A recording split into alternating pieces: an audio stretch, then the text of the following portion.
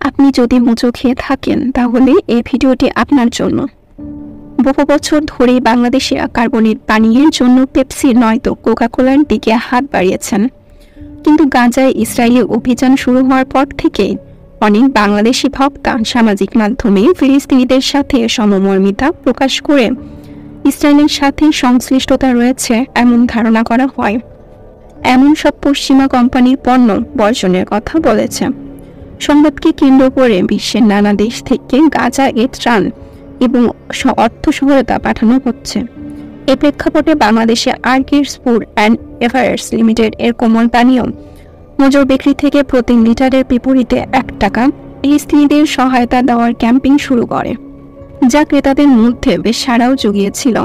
প্রথমে 2 লিটার মজো 60 টাকা ছিল, এরপর ফিলিস্তিনিদের 1 টাকা ডোনেটের ক্যাম্পেইন, যার কিছুদিনের মাথায় 1 লাফে বেড়ে আরও 20 টাকা, যার মূল্য দাঁড়ায় 80 টাকা। এরপরও মানুষের প্রশংসা কুড়িয়েছেন এই দেশীয় পণ্যটি।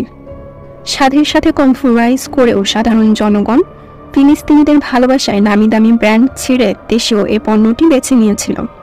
এটা বলা বাহুল্য, ইসরায়েলি পণ্য বয়কটের কারণে দেশীয় পণ্যটি রমরমা ব্যবসা করে যাচ্ছিল, কিন্তু হঠাৎ করেই এই পণ্যটি আরও 20 টাকা বাড়িয়ে দেয়, যার মূল্য এখন প্রায় 100 টাকা। তারপরেই সরগরম হয়ে ওঠে সামাজিক যোগাযোগ মাধ্যম। সমালোচনার মিতে ওঠে নেটিজেনরা। তাদের দাবি, তাদের আবেগকে কাজে লাগিয়ে অতি মুনাফা করে যাচ্ছে দেশীয় এ পণ্যটি। কেউ কেউ বয়কটের ডাকও দিয়েছেন ইতিমধ্যে।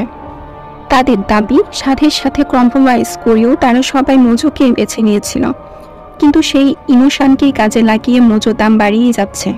এই সংগত গত 2রা জানুয়ারি পর্যন্ত ক্ষতিগ্রস্ত ফিলিস্তিনিদের জন্য তারা 1.5 কোটি টাকা দিয়েছেন বলে জানান মাইদুল ইসলাম। এর মধ্যে 1 কোটি টাকা দেওয়া হয় কোম্পানির তহবিল থেকে, আর 50 লক্ষ টাকা আসে মজুর বিক্রয় থেকে। তিনি বলেন, 8 মার্চ পর্যন্ত বিক্রি থেকে পাওয়া 56 লক্ষ টাকা অনুদান দেওয়া হয়েছে। ফিলিস্তিনের জন্য এই অর্থ এখন ট্রান্সফার করার অপেক্ষায় রয়েছে। এর আগেও গত 2রা জানুয়ারি আর্কিডসের চেয়ারম্যান শেখ শামীম উদ্দিন ঢাকায় নিযুক্ত ফিলিস্তিনি রাষ্ট্রদূতের কাছে মেজর সাপোর্ট অ্যালায়েন্সের ক্যাম্পেইনে 50 লক্ষ টাকার চেক হস্তান্তর করেন। 60 টাকার মজু 100 টাকা করেছে ফিলিস্তিনিদের নাম দিয়ে, আর ফিলিস্তিনকে দিচ্ছে 1 টাকা। তারা অন্তত কিছু % বেশি দিতে পারত, কিন্তু তারা বাকি 39 টাকা ফিলিস্তিনিদের নামে ভাঙিয়ে খাচ্ছে। এর জন্য কি পদক্ষেপ নেওয়া উচিত বলে আপনার মনে করছেন? জানাবেন কমেন্ট বক্সে।